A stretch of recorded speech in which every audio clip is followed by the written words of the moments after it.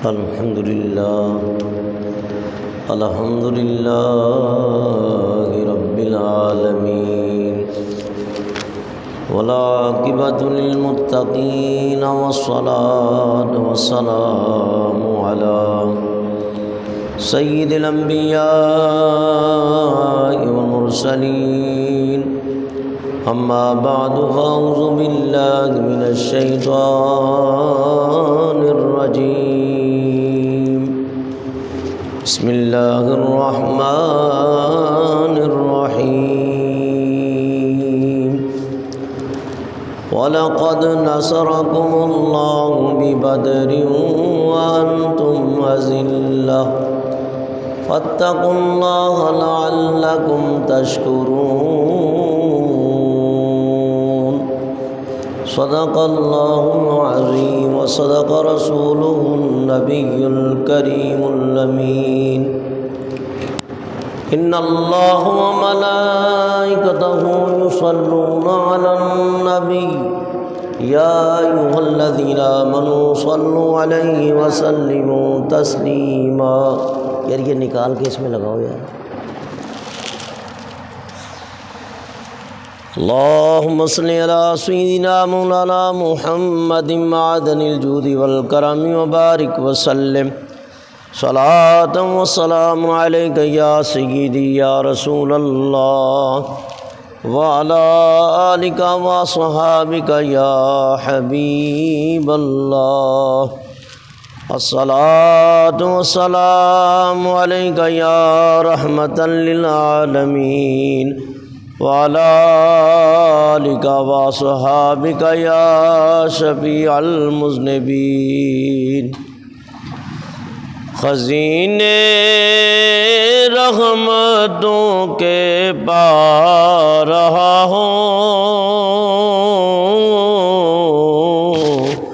خزینے رحمتوں کے پا رہا ہوں، خزینے رحمتوں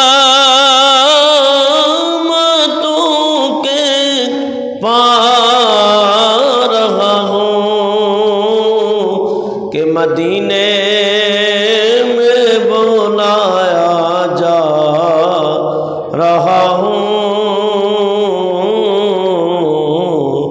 مدینے میں بلایا جا رہا ہوں، اور مدینے جانے والے خوش نصیبو،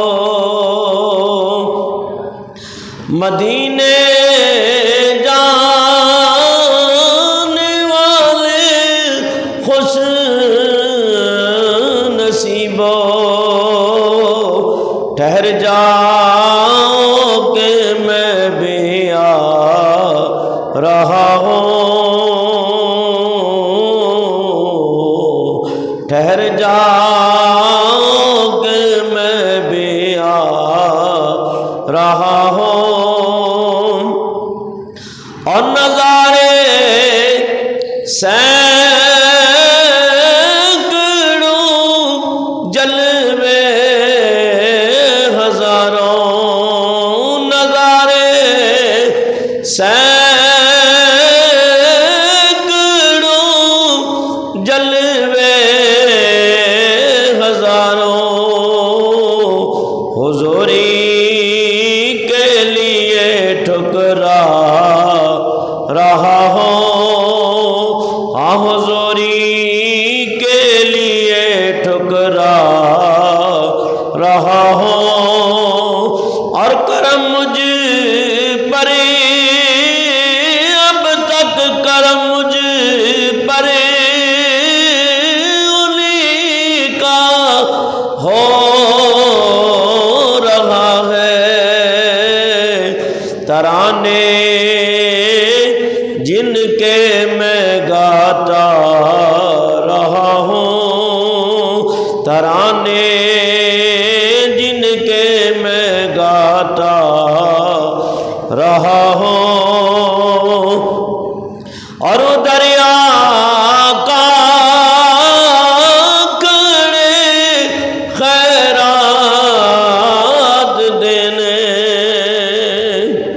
ادھر آقا کڑے خیرات دینے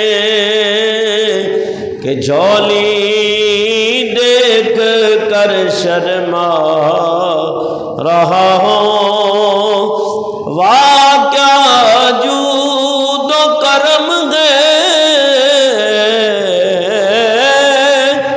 شغبت تیرا نہیں سنتا ہی نہیں مانگنے والا تیرا، تیرے ٹکڑوں پہ پلے یا رسول اللہ یا حبیب اللہ، تیرے ٹکڑوں پہ پلے غیر کی ٹھوکر پہ نہ ڈال کہ جھڑکیاں کھائیں کہاں چھوڑ کے صدقہ تیرا، ادھر آقا کڑے خیرات دینے کہ جھولی دیکھ کر شرما رہا ہوں، کہ جھولی دیکھ کر شرما رہا ہوں، اور ظہوری ان کے در پہ جا رہا ہوں، ظہوری ان کے در پہ جا رہا ہوں، ثنا خان عمر بر جن کا رہا ہوں، ثنا خان عمر بر جن کا رہا ہوں۔ حمد و ثنا بعد ادنات مصطفیٰ علیہ تحیت و ثنا۔ رمضان مبارک کا آج تیسرا جمعۃ المبارک ہے، 18واں روزہ 1445 ہجری، 29 مارچ بروز جمعۃ المبارک 2024۔ اللہ کا کروڑہا شکر اور احسان ہے کہ ماہ رمضان کی پرنور ساعتوں سے اللہ تعالی ہمیں مشرف فرما رہا ہے، اور روزے اور نماز تراویح دیگر عبادات اللہ تعالیٰ سب کی قبول و منظور فرمائے، اور اللہ تعالیٰ اسی طرح اپنی مہربانیاں اور اپنی رحمتیں اور اپنی برکتوں سے اللہ تعالیٰ مالا مال فرماتے ہوئے ہمارے دلوں کو، قلوب و اذہان کو، ہمارے جسموں کو، ہماری روحوں کو نور ایمان کی روشنی میں اور برکت عطا فرمائے، اور ہم سب کو اللہ تعالیٰ اپنی اطاعت اور فرما برداری کی توفیق عطا فرمائے۔ آج آپ حضرات کے سامنے اسلام کا وہ پہلا معرکہ، پہلا غزوہ جسے غزوہ بدر کے نام سے یاد کیا جاتا ہے، انشاءاللہ العزیز نہایت اختصار کے ساتھ آپ حضرات کے سامنے پیش کروں گا، اور جو آیت کریمہ میں نے تلاوت کرنے کا شرف حاصل کیا ہے اس کا لفظی ترجمہ سماعت فرما لیں۔ اللہ تعالیٰ ارشاد فرماتا ہے وَلَقَدْ نَصَرَكُمُ اللَّهُ بِبَدْرٍ وَأَنْتُمْ أَذِلَّةٌ فَاتَّقُوا اللَّهَ لَعَلَّكُمْ تَشْكُرُونَ۔ البتہ تحقیق اللہ تعالیٰ نے تمہاری مدد فرمائی میدان بدر میں، حالانکہ تم اس وقت بے سر و سامانی کی حالت میں تھے۔ اللہ تعالیٰ سے ڈرتے رہو تاکہ تم شکر گزار ہو جاؤ۔ تو اس آیت کریمہ کے اندر اللہ تعالیٰ نے غزوہ بدر میں غازیان بدر پر جو احسان فرمایا اس کا تذکرہ فرمایا، اور اپنے محض فضل و کرم سے اللہ فرماتا ہے بے سر و سامانی کی حالت کے باوجود کئی گنا زیادہ کفار اور مشرکین پر ہم نے تمہیں فتح عطا فرمائی۔ اور یہی اس کا عام سال ترجمہ اور یہی کما حقہ اس کی شان ہے۔ وَلَقَدْ نَصَرَكُمُ اللَّهُ بِبَدْرٍ وَأَنْتُمْ أَذِلَّةٌ، یہ معرکہ بدر تقریباً 17 رمضان المبارک 2 ہجری مدینہ پاک سے مکے کے راستے جب جائیں، جو نیا راستہ ہے 80 میل کے فاصلے کے اوپر یہ مقام بدر ہے، اور یہاں اسلام کا یہ پہلا معرکہ ہوا۔ اللہ تعالیٰ نے فرمایا وَلَقَدْ نَصَرَكُمُ اللَّهُ، بے سر و سامانی کی حالت میں اللہ نے تمہاری مدد کی۔ اس کے ترجمے کے اوپر تھوڑا سا غور و فکر کریں، اور اس لیے میں کہتا ہوں جتنے دوسرے تراجم ہیں ترجمہ کرنے والے، کیونکہ بعض کا ترجمہ کرنے سے جنت نصیب ہوتی ہے اور بعض غلط ترجمے کرنے سے انسان راہ ہدایت اور مستقیم سے بھٹک بھی جاتا ہے۔ تو لہٰذا اللہ کے حبیب کے صحابہ کرام اللہ کی بارگاہ میں بڑے مقبول ہیں۔ بعض نے ترجمہ یہاں یہ کیا ہے معاذ اللہ معاذ اللہ، نہ ہمارا یہ عقیدہ ہے، نہ ہماری یہ سوچ ہے، نہ ہماری فکر ہے۔ ہماری فکر وہ ہے جو ہمارے امام احمد رضا فاضل بریلوی رحمۃ اللہ علیہ کی ہے۔ ترجمے آپ اٹھا کے دیکھیں کہ اللہ فرماتا ہے میں نے تمہاری مدد کی جب تم ذلیل و رسوا تھے، استغفر اللہ، جب تم ذلیل و خوار تھے، الیاذ باللہ تعالی حاصل کفریات۔ تو نبی کے غلام کبھی ذلیل و رسوا نہیں ہو سکتے ہیں۔ کوئی ترجمہ بھی آپ اٹھا کے دیکھیں، لوگ کہتے ہیں نہیں جی یہ مولویوں کی بات ہے، اصل میں ایمان کا مسئلہ ہے۔ ترجمہ کرنے کے لیے بھی ادب اور احترام چاہیے۔ اعلیٰ حضرت کا ترجمہ کنز الایمان آپ پڑھ کے دیکھیں تو محسوس ہوگا کہ اعلیٰ حضرت کی ایک نظر اللہ کے کلام پر تھی اور دوسری نظر جمال مصطفیٰ پر تھی، ادھر کلام اللہ کے اوپر بھی نظر تھی، ادھر حبیب اللہ کے جمال کے اوپر بھی نظر تھی، اور پھر اس کا ترجمہ اعلیٰ حضرت نے کیا۔ شرق پور شریف ایک سرزمین ہے پنجاب کے اندر، وہاں ایک بہت بڑے اللہ کے ولی ہیں میاں شیر محمد شرپوری رحمۃ اللہ علیہ ہیں، وہ فرماتی ہیں کہ میں نے جب اعلیٰ حضرت کا ترجمہ کنز الایمان اللہ اکبر پڑھا تو فرمایا کہ ایمان تازہ ہو گیا۔ آپ فرماتی ہیں کہ مجھے پیران پیر روشن ضمیر حضرت شیخ عبد القادر جیلانی کی زیارت ہوئی، میں نے حضرت غوث پاک کی بارگاہ میں عرض کی حضور اس وقت دنیا میں آپ کا نائب کون ہے؟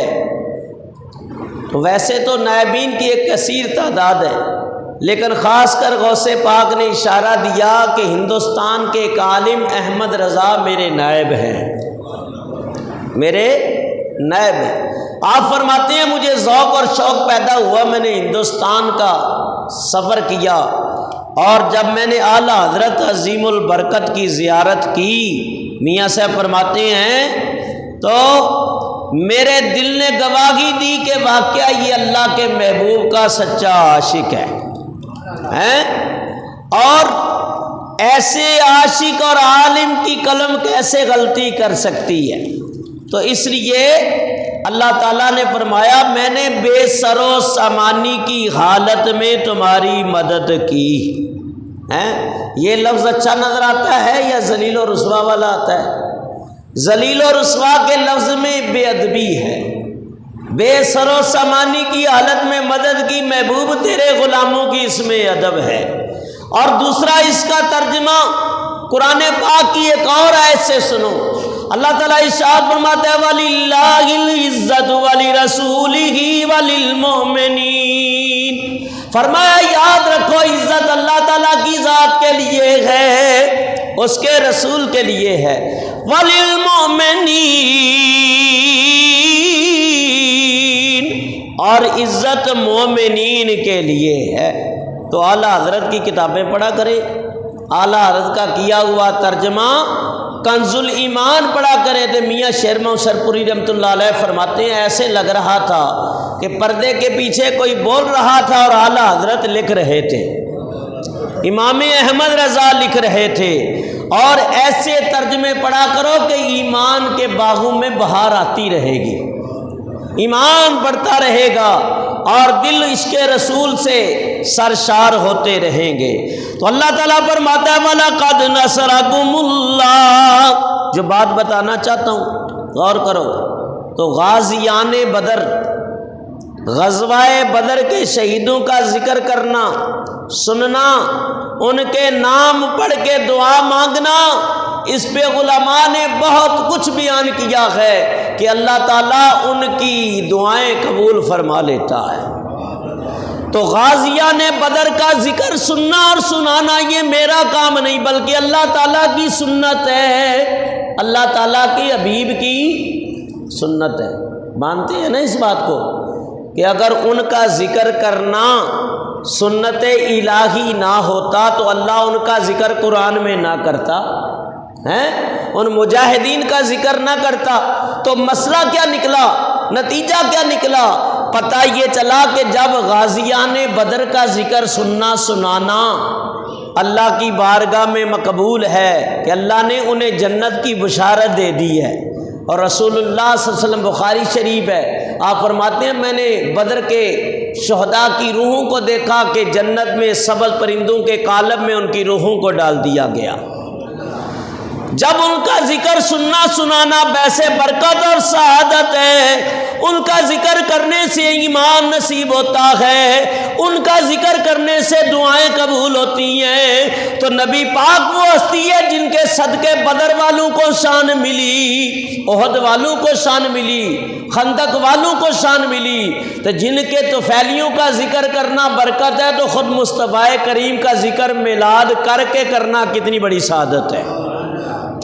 جب ان کے غلاموں کا ذکر، یہ لوگوں کو باتیں سمجھ نہیں آتی ہے، یہاں ڈنڈیاں مار جاتے ہیں کہ جب غلاموں کا ذکر کرنا دعائیں قبول کا ذریعہ ہے اور سعادت ہے تو آقا کا ذکر کرنا کتنی بڑی سعادت ہے۔ اللہ تعالیٰ سمجھ اور سوچ عطا فرما دے۔ نبی پاک علیہ الصلوۃ والسلام غزوہ بدر کے لیے اللہ کے حبیب علیہ الصلوۃ والسلام تشریف لے گئے۔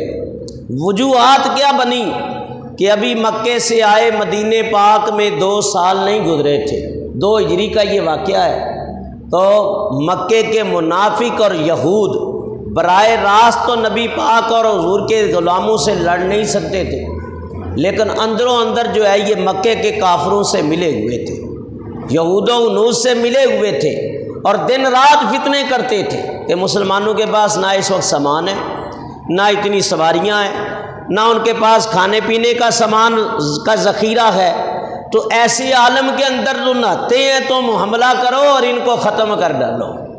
تو انہوں نے 12 کوشش کی، اور اس کوشش کی ان کی ایک کڑی بدر کا میدان تھا جو انہیں اپنے موت کے میدان میں دھکیل کے لے آیا۔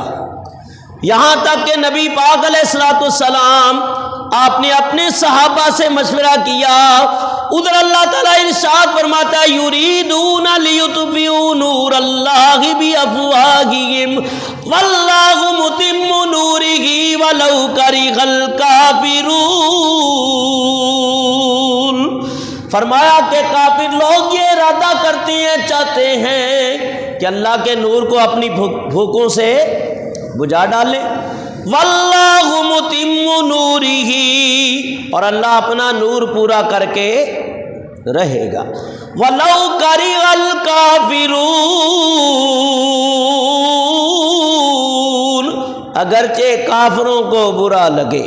تو اس وقت بھی کافروں کو اسلام پھلا پھولتا اچھا نہیں لگتا تھا، اور آج بھی یہ اسرائیل جیسی طاغوتی طاقتیں جو غزہ کے اندر ظلم و ستم کے پہاڑ توڑ رہے ہیں اور جگہ جگہ حملے کر کے مسلمانوں کو ناحق شہید کر رہے ہیں، تو ان کے لیے بھی یہ بات سن لیں کہ یہ دین نہ مٹنے کے لیے آیا ہے نہ ختم ہونے کے لیے آیا ہے۔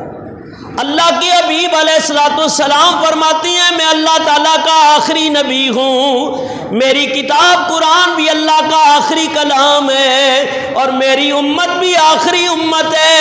اب نہ کوئی اور امت آئے گی، نہ کتاب آئے گی، نہ کوئی اور نبی آئے گا، میں اللہ کا آخری نبی ہوں اور اللہ نے میرے لیے چن لیا ہے ان الدین عند اللہ الاسلام۔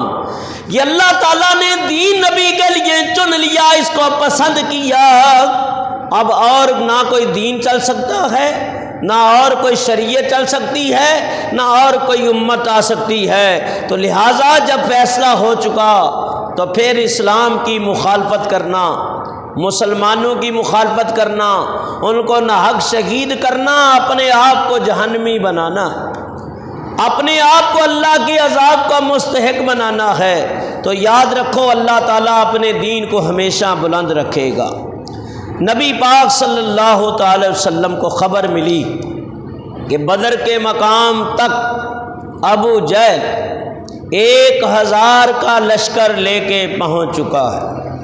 ادھر نبی پاک علیہ السلام نے ارادہ فرمایا، حضور نے مشاورت کی کہ کیا کرنا چاہیے، تو صحابہ کرام کی کیا حالت تھی شاعر نے اس کو بیان کیا اور حضرت مقداد کرتے ہیں فقال لا نقول كما قال قوم موسى اذهب انت وربك فقاتلا ولكننا نقاتل عن يمينك وعن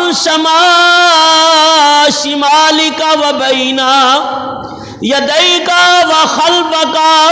بخاری شریف کی حدیث کہ حضرت مقداد عرض کرنے لگے یا رسول اللہ ہم قوم موسیٰ کی طرح نہیں ہیں کہ کہیں اے کلیم اللہ جا تو بھی لڑو تیرا رب لڑے، ہم تو آرام سے بیٹھے ہوئے ہیں، نہیں بلکہ یا رسول اللہ ہم پروانہ وار آپ کے اوپر نثار ہوں گے، ہم آپ کے آگے پیچھے دائیں بائیں اپنی جانیں نثار کرنے کے لیے تیار ہیں، ہم آپ کا ساتھ نہیں چھوڑیں گے بلکہ اپنی جانیں قربان کریں گے۔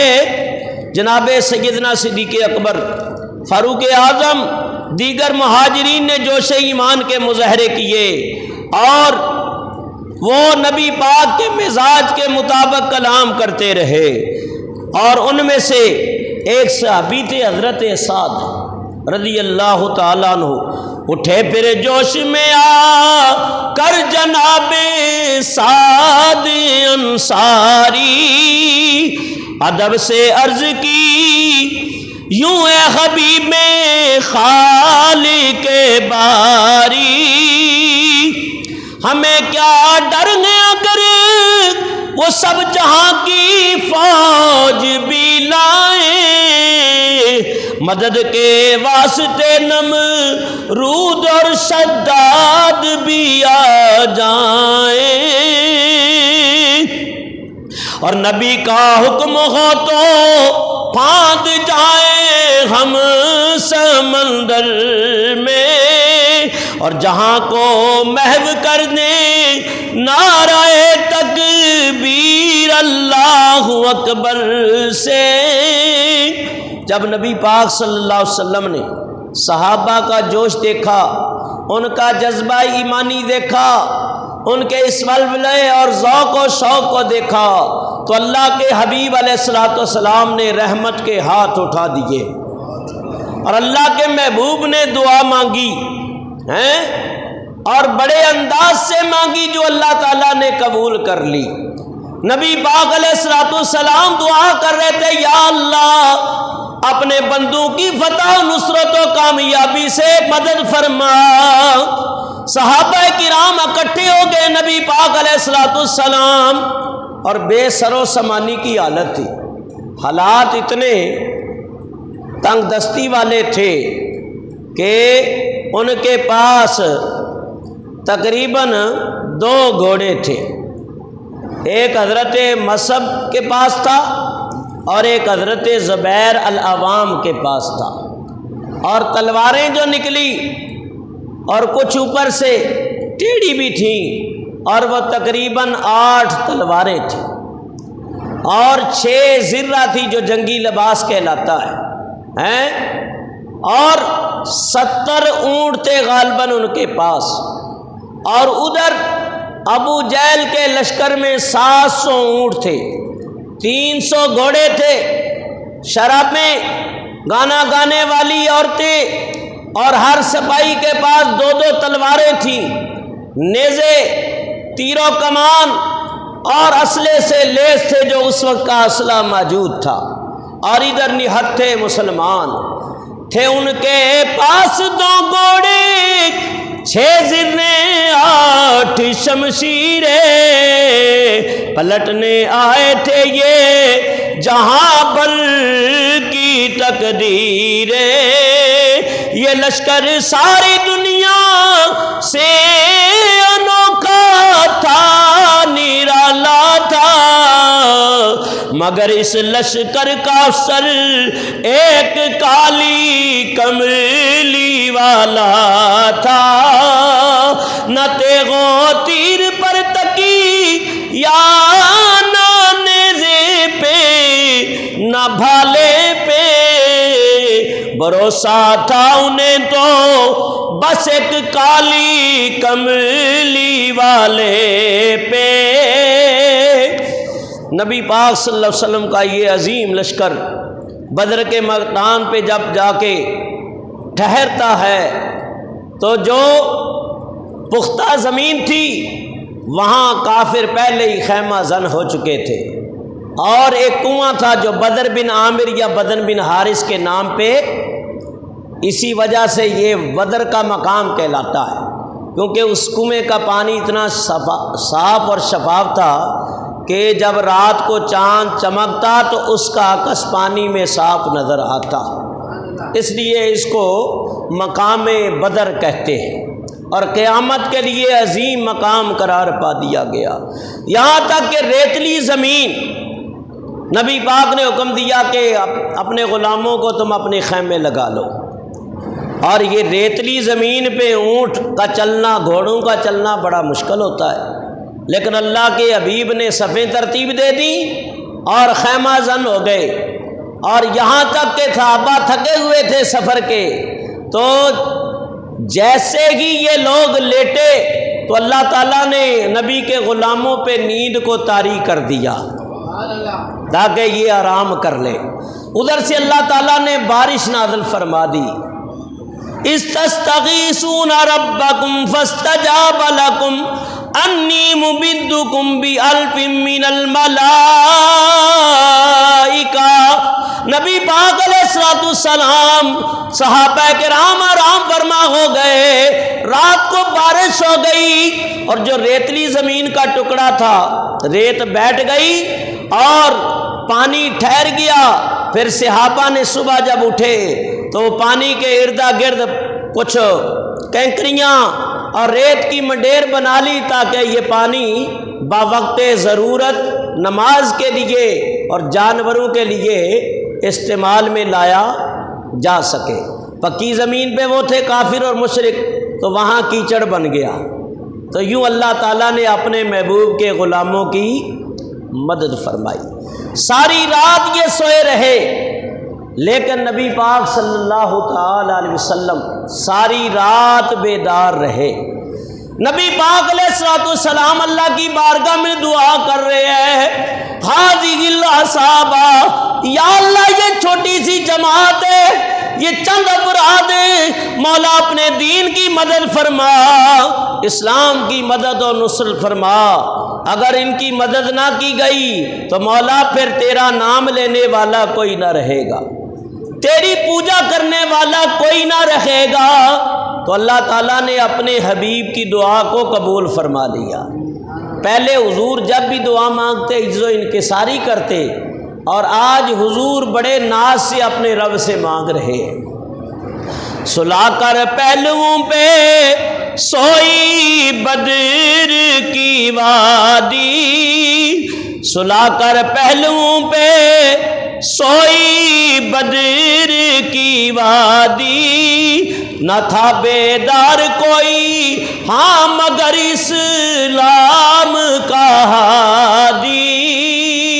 اللہ کی حبیب دعا کر رہے ہیں، اور حضور کی دعاؤں میں یہ بھی تھا کہ یا اللہ کوئی سامنے بھائی ہے، کوئی ماموں ہے، کوئی فلاں رشتہ دار ہے، میں نہیں چاہتا کہ یہ لڑائی جھگڑا ہو، لیکن ہمیں مجبور کیا جا رہا ہے، اور اسلام کے مخالفت میں یہ لوگ اپنے گھروں سے نکل آئے ہیں۔ مولا مجھے تیرا دین بڑا پیارا ہے، مجھے تیری ذات کی محبت یہاں کھینچ لائی ہے، اگر یہ مجبور کریں تو ہمارے پاس اور کوئی چارہ اور راستہ نہیں ہے۔ اس لیے اللہ کے محبوب علیہ السلام فرماتے ہیں محبت ہو تو اللہ کے لیے، اور عداوت ہو تو اللہ کے لیے، اپنی ذات کے لیے کوئی ذاتی اناد اور بغض اور حسد نہیں ہونا چاہیے۔ اگر کوئی ہے تو وہ اللہ رسول کے لیے ہو، اور محبت بھی ہو تو اللہ اس کے رسول کے لیے ہو۔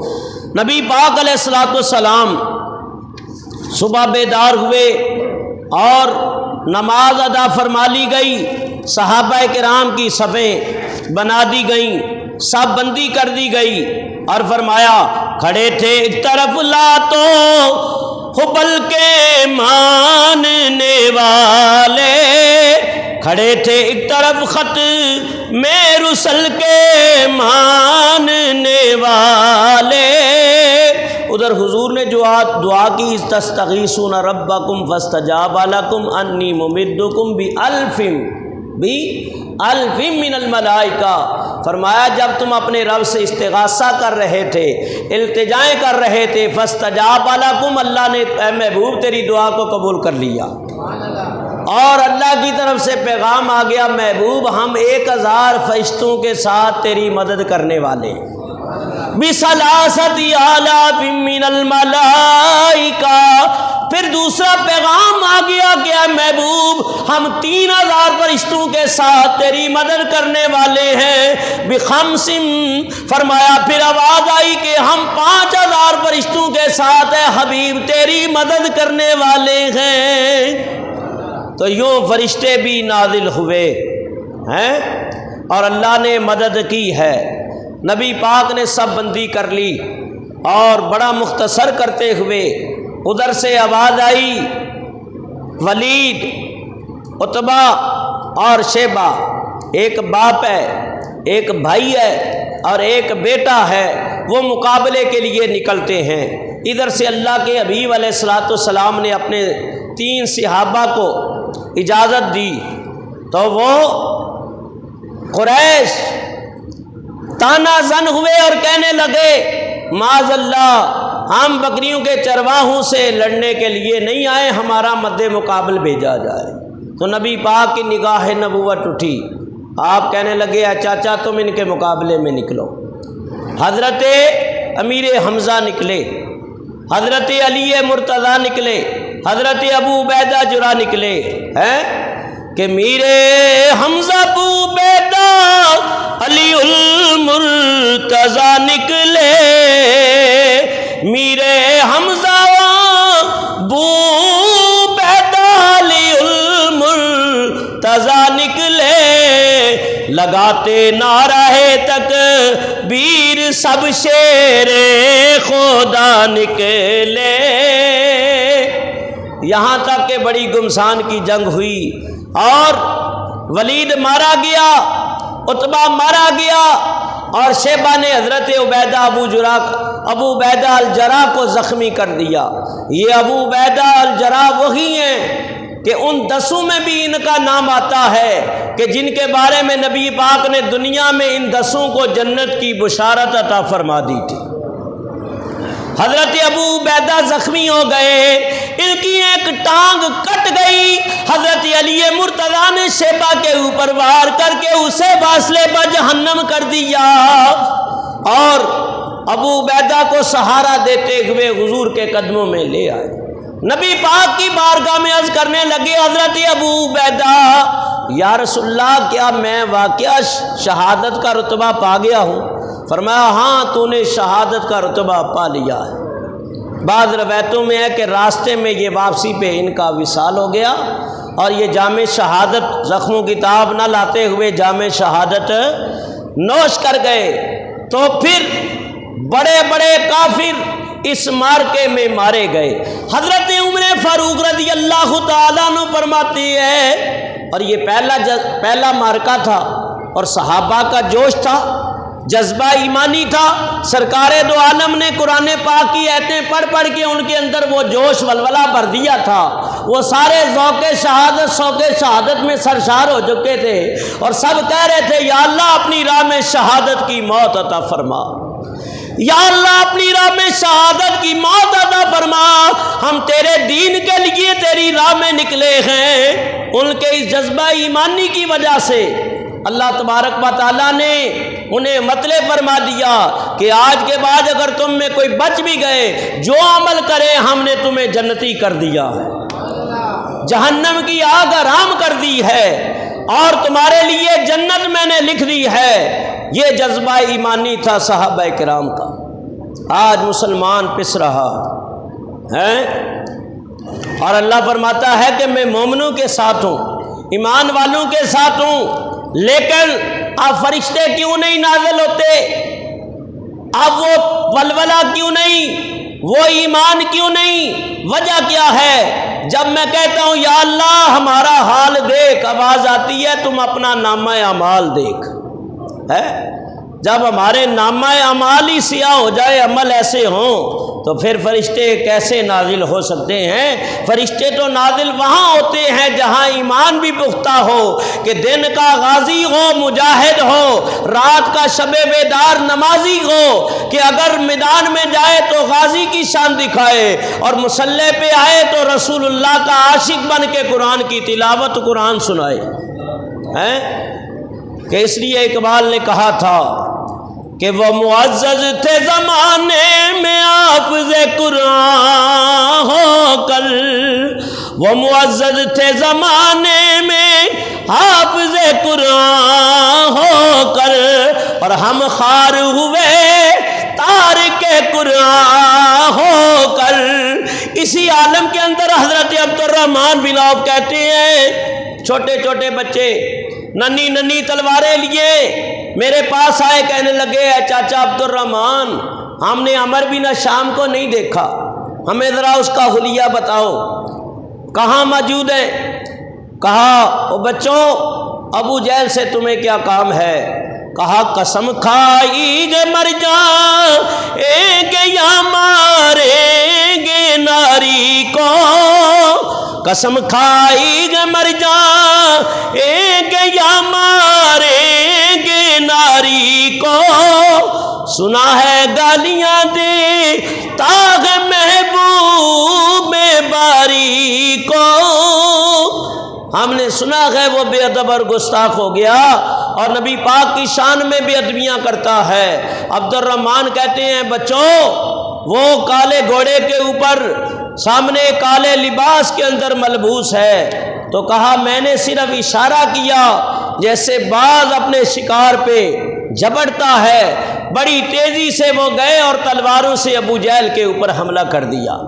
میں کہہ رہا تھا بچوں رک جاؤ، میں بھی تمہارے ساتھ چلتا ہوں، کہا میرے کو پہنچنے نہ دیا کہ وہ پہلے ہی پہنچ چکے تھے، اور تلواروں سے حملہ کر کے ابو جہل کو انہوں نے زمین پہ گرا دیا۔ یہ کون تھے؟ یہ حضرت عفرا کے بیٹے تھے صحابیہ کے، جن کو اللہ نے 7 بیٹے عطا فرمائے، وہ سارے کی میدان جہاد میں شریک ہوئے ہیں، معاذ اور معوذ۔ کہا معوذ نے اور معاذ نے تلواروں سے حملہ کر دیا اور ابو جہل زمین پہ پڑا ہوا تھا۔ ایک مجاہد کو کافر نے تلوار ماری اور شہید کر دیا، معوذ شہید ہو گئے۔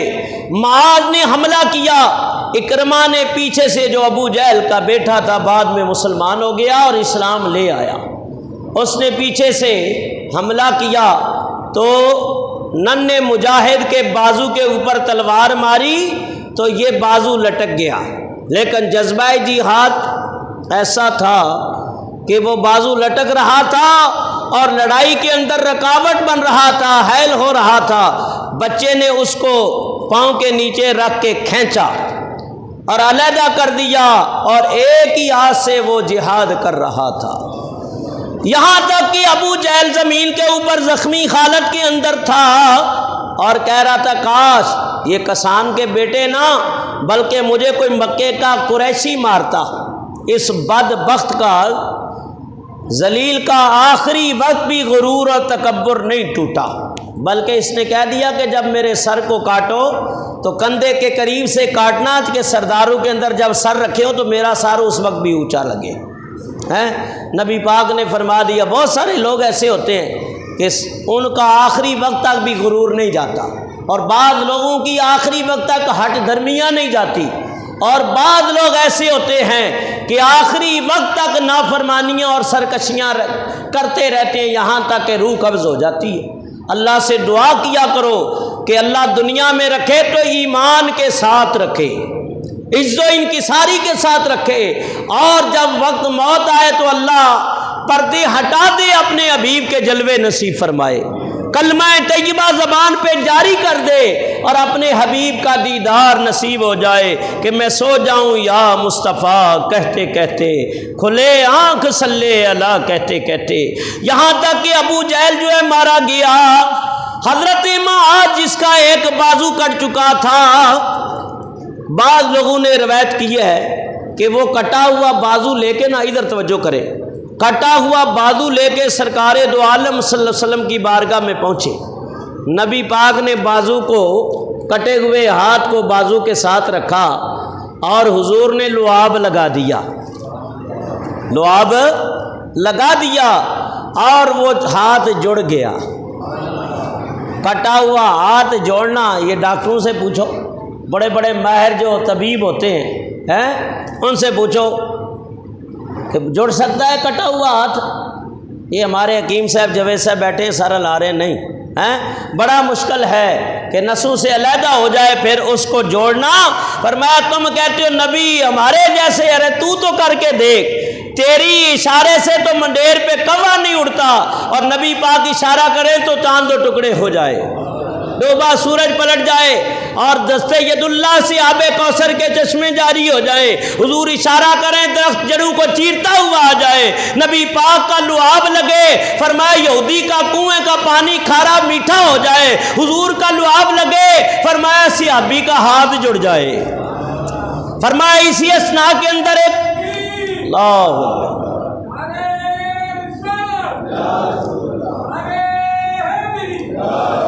اسی اثناء کے اندر ایک اور صحابی ہیں، فرمایا تیر لگا، آنکھ کا ڈیلا بیر لٹک گیا، بہ گیا چہرے کے اوپر، نبی پاک کی بارگاہ میں حاضر ہونے لگے، انہوں نے چاہا کہ اس کو کاٹ کے تلوار سے ختم کر دیا جائے، لیکن کسی نے کہا نہیں نہیں، بلکہ سرکار دو عالم موجود ہے، نبی پاک کی بارگاہ میں لے جاؤ۔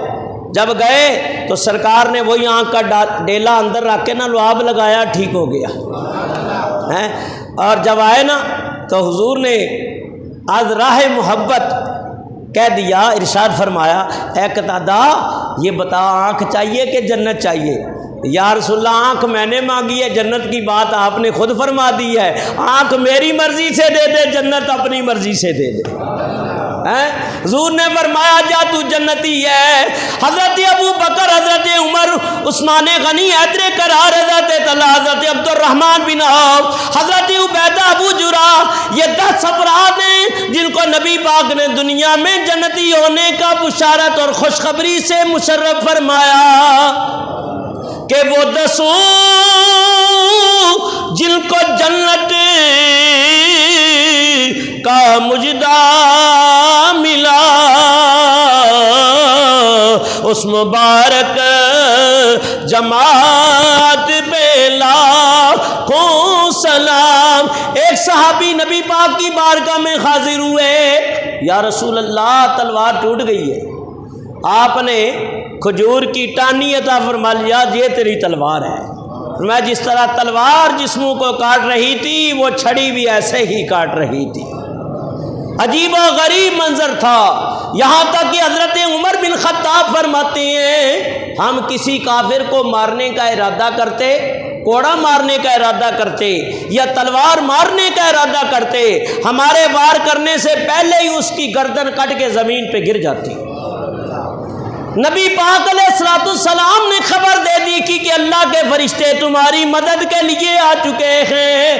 حضرت عمر بن خطاب رضی اللہ تعالیٰ عنہ فرماتے ہیں دیگر صحابہ کرام ہم نے کچھ آوازیں ایسی بھی سنی ہے کہ آواز آ رہی تھی اقدم حیزوم، اقدم حیزوم، اور یہ آواز آ رہی تھی حیزوم آگے بڑھو، حیزوم آگے بڑھو۔ نبی پاک کی بارگاہ میں عرض کی گئی یا رسول اللہ یہ حیزوم کون ہے؟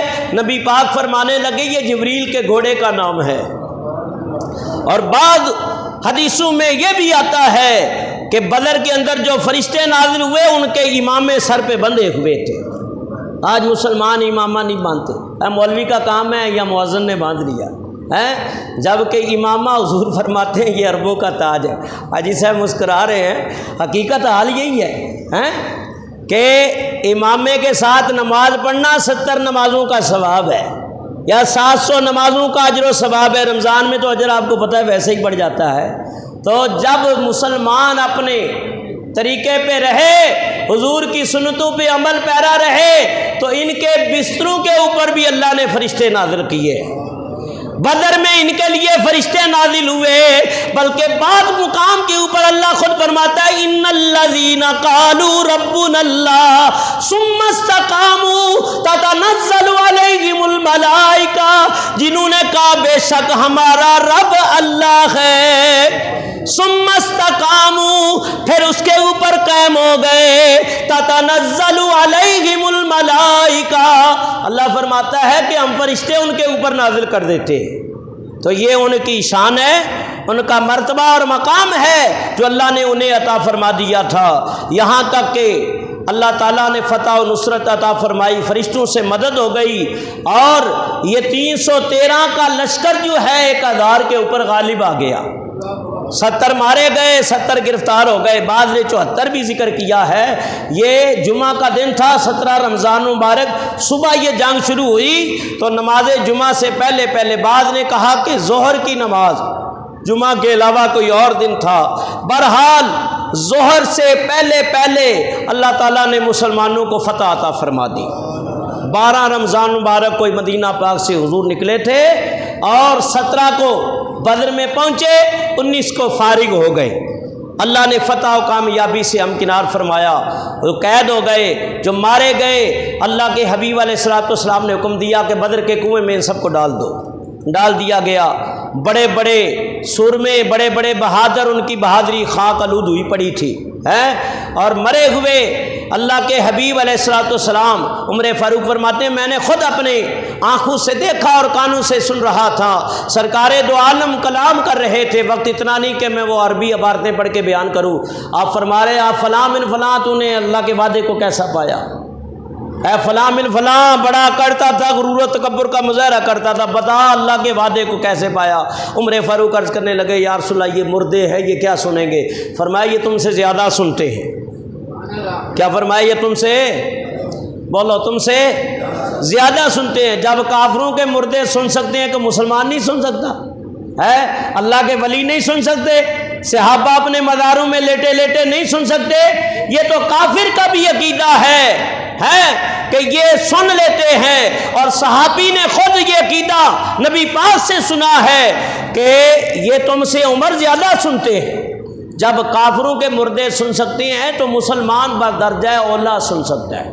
کیوں کہتے ہو السلام علیکم یا اہل القبور یغفر اللہ لنا وانتم سلفنا ونحن بلا سر؟ یہ سلام کیوں کرتے ہو؟ اس لیے کرتے ہو کہ وہ سنتے ہیں تو سلام کیا جاتا ہے، اور جب وہ سنتے ہیں تو سرکار دو عالم بدرجہ اولا سنتے ہیں۔ آپ فرماتے ہیں میرا عاشق کہیں سے بھی درود و سلام پڑھے مشرق و مغرب میں، میری محبت میں ڈوب کے اس کے درود و سلام کو میں مصطفیٰ خود سنتا ہوں۔ اور یہاں کہا گیا ہم یہاں سے پکاریں وہ مدینے سنیں، مصطفیٰ کی سماعت پہ لاکھوں سلام۔ نبی پاک صلی اللہ علیہ وسلم یہاں سے پھر روانہ ہوئے، بدر سے 3 میل کے فاصلے پہ پڑاؤ کیا، مقام اصیل کے اوپر، اور پھر نبی پاک صلی اللہ علیہ وسلم مدینہ پاک تشریف لے گئے۔ پہلے خبریں پہنچ چکی تھی کہ اللہ تعالیٰ نے دشمنان اسلام کو مغلوب کیا اور مجاہدین عاشق مصطفیٰ کو اللہ نے غالب کر دیا، ان کو مغلوب کر دیا۔ اللہ نے ایمان والوں کو تقویت دی ہے، اللہ تعالیٰ نے نمازیوں کو تقویت دی ہے، سجود و قعود والوں کو تقویت دی ہے۔ فرمایا کہ کفر والے، طغیان والے، شیطان والے مغلوب پڑے تھے اور رب رحمان والے غالب ہوئے تھے۔ تو اللہ سے دعا ہے جو ذکر کیا اللہ تعالیٰ اپنی بارگاہ میں قبول و منظور فرمائے۔ یہ بدر کے بارے میں ایک دو باتیں اور سن لیں۔ بدر کے جو غازی ہیں ان کے بارے میں علامہ قبانی رحمۃ اللہ علیہ بیان کرتے ہیں کہ جو بدر کا والوں کا ذکر کرے اور ان کے نام پڑھے، ان کے نام پڑھے۔ بہت سارے اللہ کے ایسے بندے بھی ہیں جنہوں نے بدر والوں کا ذکر کیا تو اللہ تعالیٰ نے انہیں ولایت عطا فرما دی۔ ان کے 313 کے نام موجود ہیں۔ آج جدید دور ہے سوشل میڈیا کا، تو ان کے نام پڑھ کے بھی دعا کرو تو اللہ تعالیٰ دعائیں قبول کر لیتا ہے۔ جب غلاموں کے ناموں سے دعائیں قبول ہوتی ہے تو سرکار کے نام سے کتنا کرم ہوتا ہوگا۔ تو یہ واقعہ بدر بہت سارے دریچے کھولتا ہے مشکلوں کے، عقدہ کشائی ہوتی ہے۔ تو اسی طرح فرمایا کہ بدر والوں کی نام پہ اگر منت مانی جائے، مسجد تعمیر ہو رہی ہے آپ کے سامنے اور بھی معاملات ہیں، منت مانا کریں کہ بھئی میرا یہ کام ہو گیا تو 313 میں اللہ کے گھر میں دوں گا، 13 پہلے دے دیں اور جب کام ہو جائے تو 300۔ علامہ محمد شفیع اکاڑوی رحمۃ اللہ علیہ آج گلزار حبیب آپ کے سامنے، وہاں میں نے 1991-92 میں جمعے پڑھے تو کوکب صاحب بیان کرتے تھے، اللہ تعالیٰ ان کو درازی عمر بالخیر عطا فرمائے، لوگ 13 ہزار روپیہ بھی دیتے تھے۔ ایک بندے نے 13 لاکھ اصحاب بدر کے نام پہ مسجد میں دیا۔ جن کو دیا اللہ تعالیٰ یہ نیت کیا کرو اللہ کے گھر میں دو، یہ جو معاملات رہ گئے یہ بھی پورے ہو جائیں۔ تو اللہ تعالیٰ آپ سب کا حامی و ناصر ہو، اللہ رزق میں وسعت اور کشادگی عطا فرمائے۔ اور دوسرا ختم کلام پاک ہے، خوش نصیب ہیں ہم لوگ، بلکہ آپ بھی مجھ سمیت سارے خوش نصیب ہو کے قرآن تراویح میں سن رہے ہیں۔ تو اللہ تعالیٰ سب کا قرآن سننا، حافظ صاحب کا سنانا قبول و منظور فرمائے۔ تو ختم کلام پاک کے اندر اپنا جو حصہ ملانا چاہتے ہیں اور ملانا بھی چاہیے، یہ اللہ کا قرآن ہے کہ آپ کا دیے ہوئے عطیات جو ہے یہ دین کے اوپر ہی خرچ ہوتا ہے۔ تو ختم کلام پاک کے اندر جو حصہ ملانا چاہتے ہیں، بھائی حفیظ الرحمان موجود ہیں، حاجی خضر صاحب موجود ہیں، حاجی اشرف صاحب ہیں، قاری الیاس القادری صاحب ہیں، ان حضرات سے رابطہ کر